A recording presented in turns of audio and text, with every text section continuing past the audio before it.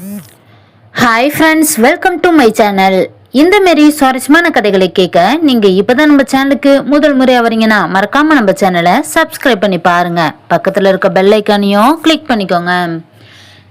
என் பெயர் வைஷு. நான் திருமண வயதை அடைந்தவுடன் எனது வீட்டில் பார்த்த மாப்பிள்ளையை நான் திருமணம் செய்து கொண்டேன். எனக்கு 2 அத்தைகள். அதில் பெரிய அத்தை மகனைத்தான் திருமணம் செய்து கொண்டேன். மற்றொரு அத்தை மகனை தற்போதுதான் 12ஆம் வகுப்பு படிக்கின்றான். ஆனால் இவன் ரொம்ப சுட்டி பையன். திருமணம் முடிந்து எங்கள் வீட்டில் முதலிரவு ஏற்பாடு நடந்து கொண்டிருந்தது. இனிதே நள்ளிரவும் வந்தது. சுமார் 10 மணி ஆனவுடன் என்னை அலங்காரம் செய்து மாப்பிள்ளையை எதிர்பார்த்து அந்த ரூமிற்கு அனுப்பி வைத்தனர். நான் பல கற்பனையுடன் எதிர்பார்ப்புகளுடன் கொஞ்சமும் வெக்கத்துடன் என் கையில் பால் சொம்புடன் ரூமிற்கு சென்றேன். அந்த ரூமில் மெத்தையில் அமர்ந்து இருந்த மாப்பிள்ளை முகத்தில் காதல் மயக்கத்தில் இருந்ததை கவனித்த நான், இன்று இரவு மட்டும் விடியக்கூடாது. என் மனம் அந்த கடவுளை வேண்டியது. என் கணவர் திலீப் என்னை வா, என் பக்கத்தில் உட்காரு என்று கூறினார். என்னை உனக்கு பிடித்திருக்கின்றதா என்று கேட்டார். நான் வெக்கத்தில் சிரித்து என் கையில் இருந்த பாலை கொடுத்தேன். அவர் சிரித்த முகத்தோடு, இந்த நேரம் பால் குடிக்கும் நேரம்தான், ஆனால் பால் சொம்பை கீழே வைத்துவிட்டு என் கையை பிடித்து முத்தம் கொடுத்தார்.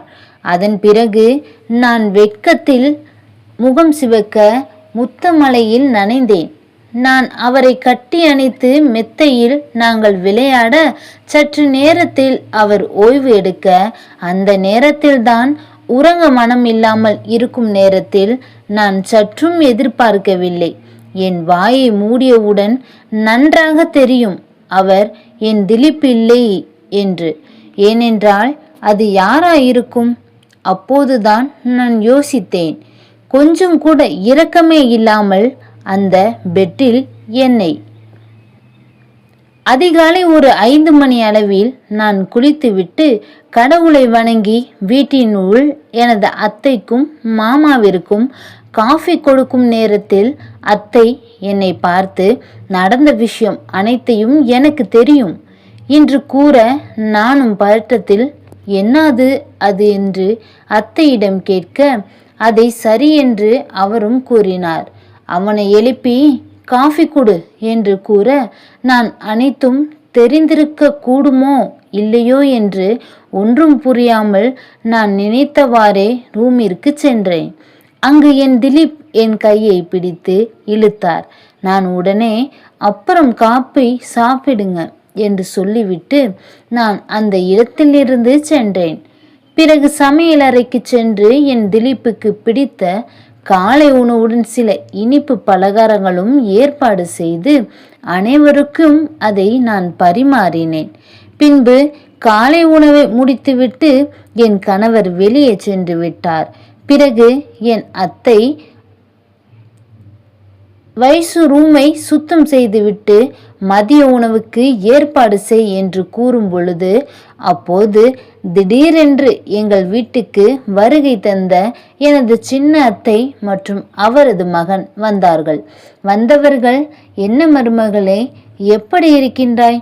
மாப்பிள்ளை அதான் என் பையன் உன்னை எப்படி பார்த்துக்கிறான் என்று கேட்டு விசாரிக்க ஆரம்பித்தார். என் அத்தை மகன் என்னை பார்த்து, என்ன அத்தாச்சி, எப்படி இருக்கீங்க என்று என்னை கேட்க நான் உடனே சிரித்தேன். அதை கவனித்த என் அத்தை, சரி சரி நின்றுக்கிட்டே இருக்க வேண்டாம், மதியம் சாப்பாட ஏற்பாடு செய் என்று என்னை கூற, நானும் சரி என்று சென்றேன். சமையல் அறைக்குள் எனது சின்ன அத்தையும் எனது பின்னே வந்தவர்கள் எனக்கும் உதவியாக சமையலறையில் இருந்தார்கள். அப்பொழுது என் சின்ன அத்தை, என்னம்மா நேற்று சந்தோஷமா இருந்தியா என்று என்னை கேட்க, நான் போங்க அத்தை என்று சொல்லி வெட்கத்தில் மெதுவாக சிரித்தேன். என் சின்ன அத்தை உடனே அவர்கள் கையில் இருந்த மல்லிகை பூவை என் தலையில் வைத்துவிட்டு, நீ என்றும் சந்தோஷமாக இருக்க வேண்டும், நீயும் எனது மருமகள்தான் என்று கூற எனக்கு மகிழ்ச்சியாக இருந்தது. சற்றென்று என் சின்ன அத்தைக்கு ஃபோன் வந்தது. உடனே அவர் மாடிக்கு போன் பேச சென்று விட்டார். நான் சமைத்து கொண்டிருக்கும் பொழுது எனது கண்ணில் ஏதோ தென்பட்டது. உடனே நான் கண்களை மூட பக்கத்தில் ஓடி வந்து என் கண்ணை ஊதியவாறே இருந்தார். அப்போது என் அத்தை என் அருகில் வந்து, கார்த்திக், என்ன செய்து கொண்டிருக்கின்றாய்? இது உன் அத்தாச்சி அல்லையா? இப்ப உன் அண்ணன் பொண்டாட்டி, என்ன செய்து கொண்டிருக்கின்றாய் என்று கேட்க, நான் சுதாரித்து கொண்டு விட்டுவிடு என்று நான் கூற, உடனே என் அத்தை, இதையெல்லாம் கொஞ்சம் கூட சரியில்லை. ஆமா, நான் சொல்லிட்டேன், நானும் கவனிச்சுக்கிட்டு தான் இருக்கேன். நீ நடந்து கொள்வது கொஞ்சம் கூட சரியில்லை. இதை உன் அண்ணன் கவனிச்சானா என்ன ஆகும்னு நினைச்சியா என்று கூற, கார்த்திக் அந்த இடத்திலிருந்து சென்று விட்டான். அவன் கவலையுடன் இருந்ததை நான் அருகில் சென்று, கார்த்திக், நீ கவலைப்படாதே, உன் பெரியம்மா அப்படித்தான் கூறிக்கொண்டே இருப்பார்.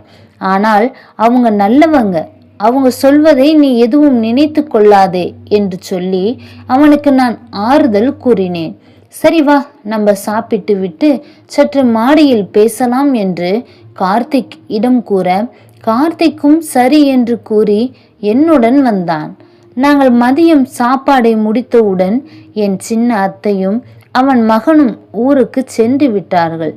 சில மாதங்களுக்கு பிறகு நாங்கள் எங்கள் குடும்பத்துடன் சுற்றுலா தலம் சென்று வரலாம் என்று கிளம்பினோம்.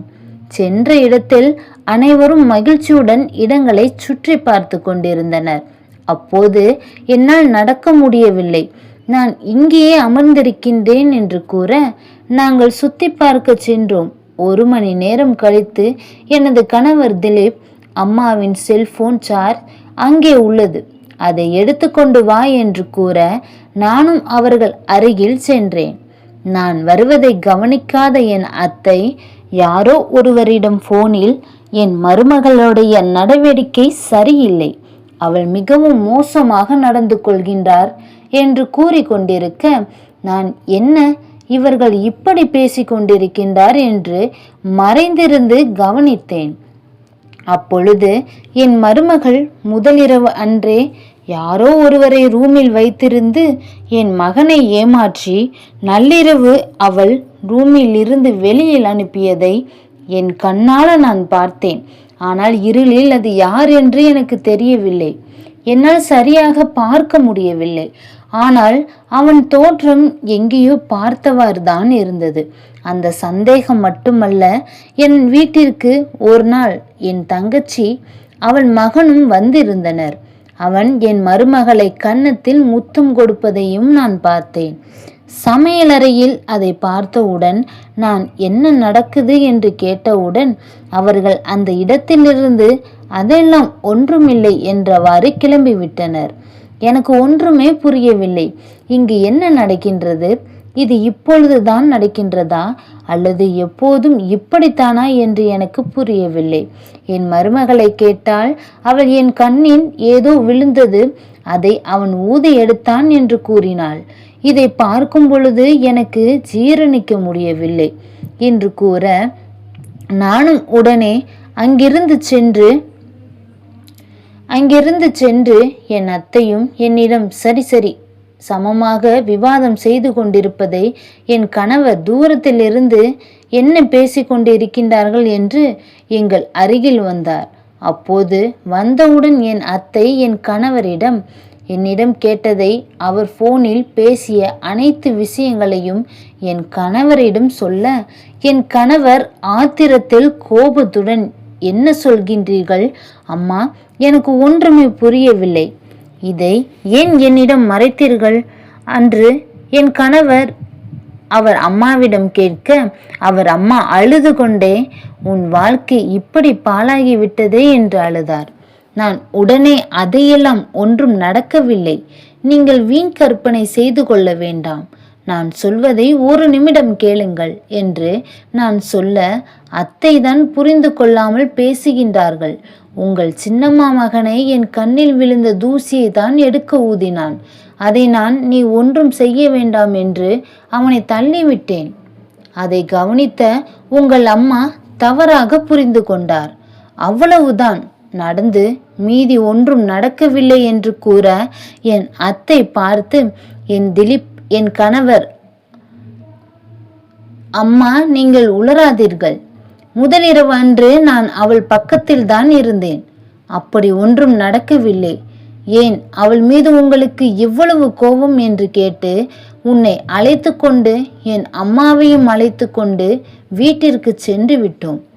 நாங்கள் வீட்டிற்கு சென்றவுடன் எனது கணவர், சிறிது வேலை உள்ளது, நான் வெளியில் சென்று வருகின்றேன் என்று எங்களை வீட்டில் விட்டுவிட்டு சென்று விட்டார். நான் என் ரூமுக்கு வேகமாக சென்று கதவை சாத்தி கொண்டேன். நான் பெட்டில் படுத்து அப்போது நான் நினைத்து பார்த்தேன், அந்த முதலிரவு அன்று நடந்ததே. ஆம், என் வாயை மூடிய பின்பு அவன் என் கட்டிலில் தள்ளி முத்தம் கொடுத்தது மட்டுமின்றி என் கண்களை அவன் கையால் மூடிக்கொண்டு என் கணவர் என்னிடம் எப்படி நடந்து கொண்டாரோ அப்படி இல்லாமல் இவன் என்னை நீண்ட நாட்களுக்கு நினைவு வைத்து கொள்ளும்படி என்னிடம் நடந்து கொண்டான். அந்த சமயத்தில் இன்னும் இரவு முடியவில்லை என்று என் மனம் சொல்லியது. உடனே என் செல்போனில் மணியை பார்த்தேன். அவனை பத்திரமாக வெளியில் அனுப்பி வைத்தேன். கதவை தட்டும் சத்தம் கேட்டது. உடனே நான் இருக்கையில் இருந்து எழுந்து யார் என்று கதவை திறந்தேன். திறந்தவுடன் திலீப், என்ன நல்ல உறங்கி விட்டாயா என்று கேட்க, நான் ஆம், சற்றுதான் வெளியில் சென்று வந்து களைப்பில் நான் உறங்கிவிட்டேன் என்று கூறினேன். நான் நினைத்தேன், வந்தவுடன் என் அத்தை கூறியதை இன்னும் ஞாபகத்தில் வைத்து கொண்டு அதை பற்றி கேட்பார் என்று. ஆனால் அவர் அதை பற்றி ஒன்றுமே என்னிடம் கேட்கவில்லை. ஏனென்றால் என் மீது அவர் அவ்வளவு நம்பிக்கை வைத்திருக்கின்றார். என் கணவரிடம் அத்தை, என்னிடம் என் மகனுக்கு பல இடங்களில் பெண் பார்த்தோம். அப்படி இருந்தும் என் பையன் உன்னிடம் மாட்டிக்கொண்டான் என்று கூறினார்கள். அது மட்டுமின்றி உன்னை விட அழகிலும் படிப்பிலும் உயர்ந்த பெண்ணை பார்த்தேன். ஆனால் என் மகன் அவர்களை வேண்டாம் என்று சொல்லி உன்னையே திருமணம் முடிப்பேன் என்று ஒத்த காலில் நின்றான். அவன் நினைத்ததை சாதித்து விட்டான். அப்படி என்னதான் உன்னிடம் இருக்கின்றது என்று எனக்கு ஒன்றுமே புரியவில்லை என்று கூறினார்கள். நான் கேட்கின்றேன், உங்களிடம் அப்படி என்னதான் உன்னிடம் கண்டுகொண்டான்? அவன் இப்படி செய்து கொண்டிருக்கின்றான். என் கணவர் உடனே சிரித்து கொண்டு, என் அம்மா இப்படி சொல்லிக்கிட்டே இருந்தாங்க, இப்படியெல்லாம் ஒன்றுமில்லை. உண்மையை சொல்லப்போனா எனக்கு உன்னை பொன் பார்க்கும் இடத்தில் ஜாதகம் சரியில்லை, இல்லாட்டி ஜாதகம் சரி இருந்தால் பெண் சரியில்லை.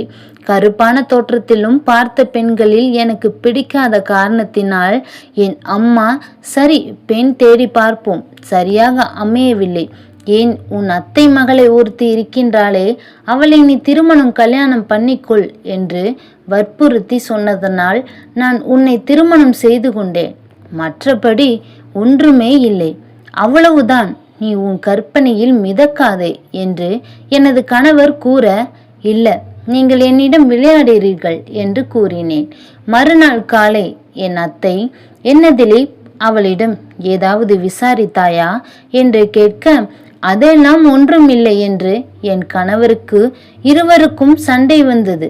என் கணவர் ஒரு கட்டத்தில், நீங்கள் இப்படி பேசிக்கொண்டிருந்தால் நாங்கள் தனியாக போய்விடுவோம் என்று கூற, என் அத்தை உடனே, அப்படி நீ முடிவெடுத்தால் இப்பொழுது நீ சென்று விடு, உன்னை நம்பி நாங்கள் இங்கு இல்லை என்று கூற, உடனே என் கணவர் எடுத்த முடிவு சரி, நாம் தனியாக செல்லலாம் என்று என்னை அழைத்து கொண்டு வெளியில் வந்து விட்டார். உடனே திலீப் அம்மா, என் அத்தை, நான் உன்னை மிகவும் நேசிக்கின்றேன். ஆனால் சரி, உனக்கு எப்போதும் நான் சொல்வது சரி என்று தோன்றுகின்றதோ அப்பொழுதே சொல் என்று உன் அத்தை உரக்க கூறினார். என் அத்தை கூறியதை எதுவும் காதில் வாங்காதே என் கணவர் தனியாக என்னை அழைத்து சென்று விட்டார். சில நாட்களுக்கு பிறகு என் அத்தை மாமாவிற்கு உடல்நிலை சரியில்லாமல் போக என் கணவரை என் அத்தை தொடர்பு கொண்டு, திலீப், எனக்கு உடல்நிலை சரியில்லை, என்னை நீ பார்க்க வரவில்லை, அப்பாவையும் நீ பார்க்க வரவில்லை, ஏன், எங்கள் மீது உனக்கு பாசம் இல்லையா என்று கேட்க, திலீப், அதெல்லாம் ஒன்றுமில்லை. நான் உங்களை வந்து பார்க்கின்றேன் என்று கூறி வாரத்தில் ஒரு முறை பெற்றோர்களை பார்த்து வருவார். என்னிடமும் அவர்கள் சில நேரங்களில் பேசுவார்கள். நானும் அவர்கள் கூறியதை மறந்துவிட்டு சாதாரணமாக பேசிக்கொள்வேன். அவர்களும் அப்படியே பேசிக்கொள்வார்கள். நாட்கள் செல்ல செல்ல என் அத்தை மாமா எங்கள் வீட்டிற்கு வந்து செல்வார்கள். ஒரு நாள் அத்தை தான் தனிமையில் இருக்கும் சந்தர்ப்பத்தை பயன்படுத்தி கொண்டு என்னிடம் கேட்டார்கள். எனக்கு ஒரு உண்மையை நீ சொல்ல வேண்டும். நீயும் என் பிள்ளை போல்தான். ஒரு தாய் மகனிடம் கேட்கக்கூடாத அந்த வகையில்தான் நான் உன்னிடம் கேட்கின்றேன் என்று கேட்டுக்கொண்டிருக்கும் பொழுது திலீப் எங்கள் அருகில் வந்தார். வந்தவுடன் நான் கொஞ்சம் கூட தயக்கமில்லாமல் சரி, அனைத்தையும் நான் கூறுகின்றேன் என்றேன். ஏனென்று சொன்னால் என் கணவரும் இந்த விஷயத்தை பற்றி தெரிந்து கொள்ள அவசியம் வேண்டும் என்று நான் நினைத்தேன். இதை நான் எப்படி கூறுவது என்று தெரியாமல் நான் இருக்க இந்த சந்தர்ப்பத்தை பயன்படுத்தி அங்கு நடந்த விஷயங்கள் அனைத்தையும் சொல்லிவிடலாம் என்று நான் முடிவும் எடுத்தேன். இந்த பிரச்சனையை இத்தோடு முடித்துவிடணும் என்று நான் நினைத்து கொண்டு அந்த முதலிரவில் என்ன நடந்தது என்று சொல்ல தயாரானேன். நான் இந்த விஷயத்தை சொல்லும் பொழுது நீங்கள் யாரும் கோபப்படக்கூடாது, யாரையும் தண்டிக்கவும் கூடாது. இது தற்செயலாக நடந்த ஒரு விஷயம்தான். இதை பெரிதாக நீங்கள் எடுத்துக்கொள்ளக்கூடாது என்று கூறினேன்.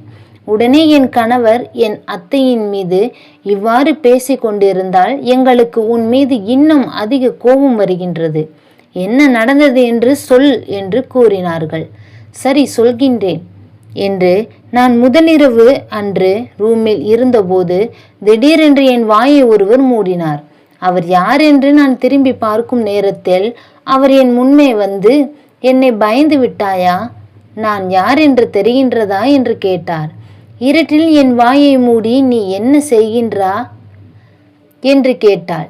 நான் என்ன கூறியது? கூறியவாறே அல்ல, நான் அங்கு சத்தம் போடணுமா என்று கேட்டேன். உடனே அவர், ஏய், சத்தம் போட்டு விடாதே, நான் தான் கார்த்திக் என்று கூற நான் அதிர்ந்து போனேன். ஏனென்றால் இந்த நேரத்தில் உனக்கு இந்த ரூமில் என்று என்ன வேலை?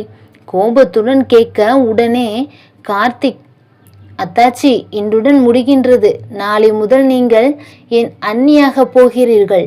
அதனால் உங்களுக்கு ஒரு சப்ஸ்கிரைப் வைத்திருக்கின்றேன் என்று கூறினான். இந்த ரூமுக்குள் வந்தேன். வந்தவுடன் நான் காத்திருந்து சற்று உறங்கிவிட்டேன். திடீரென்று விழித்து பார்க்கும் பொழுது நீங்கள் மெத்தையில் அமர்ந்திருந்ததை பார்த்து நான் இவ்வாறு செய்தேன்.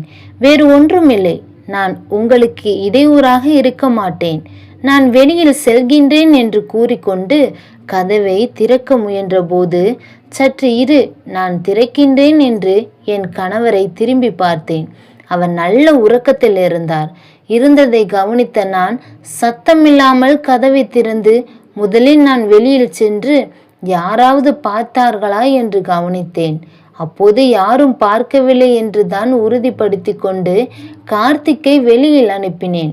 இந்த விஷயத்தை நீ யாரிடமும் சொல்லிடாதே. இதை நீ சொன்னால் யாரும் நம்பவும் மாட்டார்கள். இது ஒரு பெரிய விஷயமா எடுத்துக்கொள்வார்கள். என் அனுபவத்தில் சொல்கின்றேன், சரியா? இன்னும் நீ சிறு பிள்ளையாகவே இருக்கின்றாய்.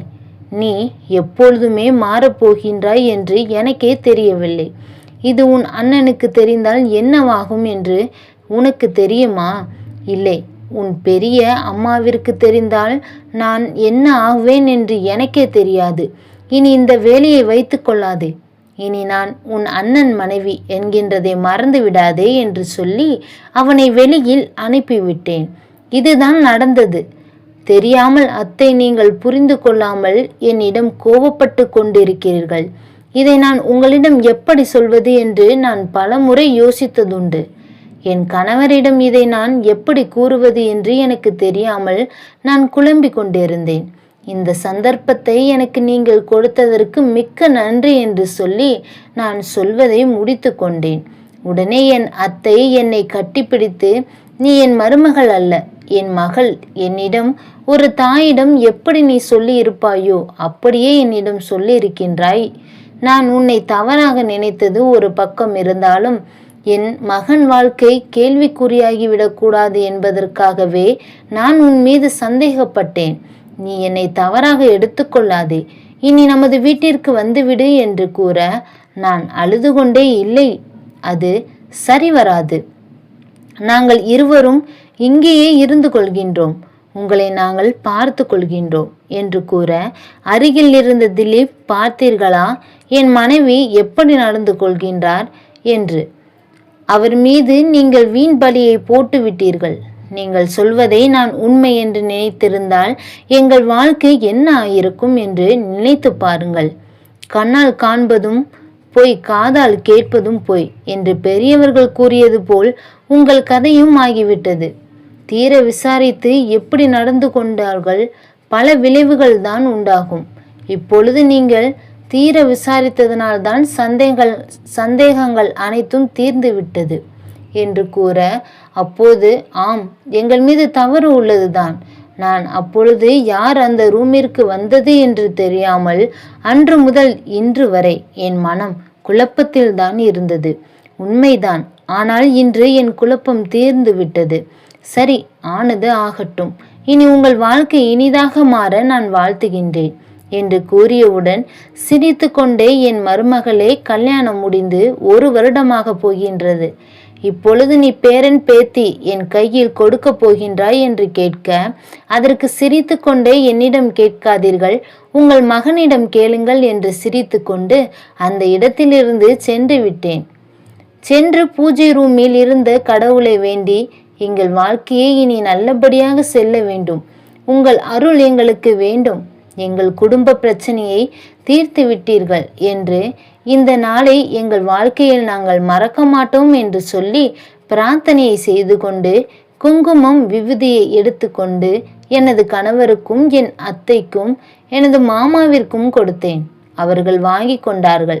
உடனே நானும் திலீப்பும் பெரியவர்கள் ஆசீர்வாதத்தில் எங்கள் வாழ்க்கையை இனிதே ஆரம்பிக்கின்றோம். இது போன்ற கதைகளை தெரிந்து கொள்ள எங்கள் சேனலை சப்ஸ்கிரைப் பண்ணுங்கள். தேங்க்ஸ் ஃபார் வாட்சிங்.